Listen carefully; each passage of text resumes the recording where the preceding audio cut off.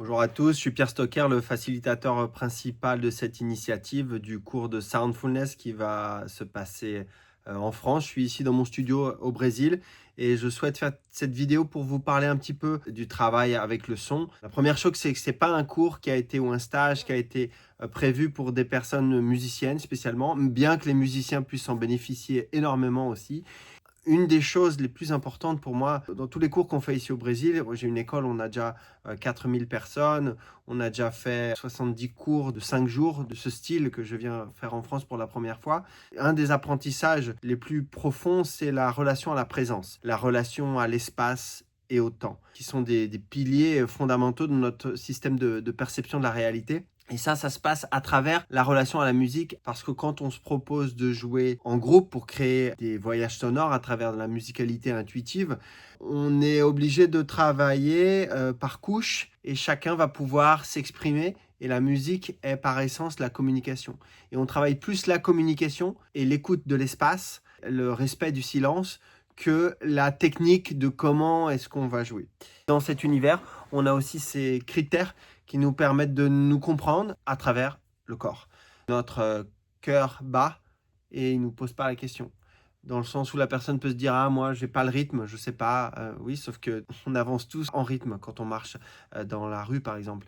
Et donc, aller repêcher en fait cette sensation corporelle d'être dans le rythme apporte une joie incroyable, parce que vous voyez bien les gens qui dansent et les gens qui font de la percussion, bah, ils ont un grand smile. Pourquoi? Parce que c'est incroyable cet état vibratoire, on rentre dans le rythme. Et donc, on a toutes ces pratiques du rythme qui vous permettent de repartir du cours en sachant jouer un tambour d'une manière concrète, très calme et très posée, en observant non pas le boum, boum, mais le l'espace entre les temps. Et ça, c'est de la méditation à travers le mouvement, qui est la pratique du taketina, qu'on aura d'une manière quotidienne, dans un espace très sûr, très ludique, très confiant, parce qu'au final, si vous tournez le bâton de pluie un peu avant ou après, ou si au moment où il faut taper des mains, on est un petit peu avant ou après dans le rythme, notre vie n'est pas en danger. Donc, c'est très sûr de s'expérimenter avec toute la liberté et la pureté de l'innocence de l'enfant devant un objet qu'il ne connaît pas.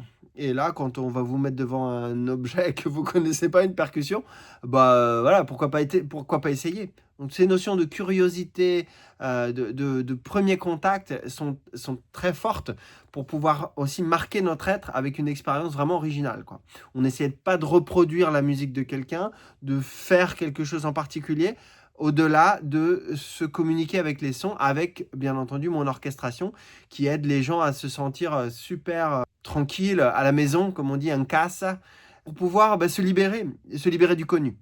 Parce que dans notre éducation, dans la société, la musique, c'est quelque chose, il semble, réservé à certains qui ont, je sais pas, un privilège d'être nés avec un pseudo-don, alors qu'on est tous des êtres musicaux. On a tous la capacité de faire du rythme, et notre cœur, notre corps, notre perception du temps est complètement liée au rythme. Donc en fait, cette musculation de la perception de l'espace-temps à travers l'outil musicalité nous permet de développer notre intuition. Parce que c'est un endroit dans le cerveau qui est beaucoup stimulé par l'improvisation, ce qu'on va faire tout le temps sous mon orchestration.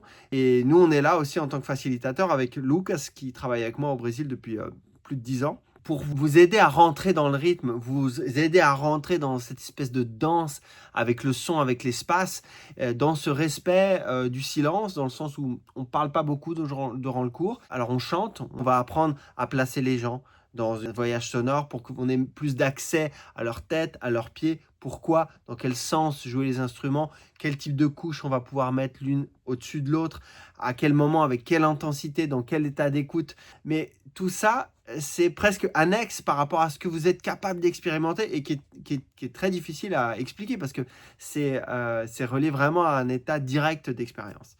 Donc ça, c'était un grand message que je voulais repasser à toutes les personnes qui sont intéressées pour participer de cette immersion avec nous cet été à Nantes.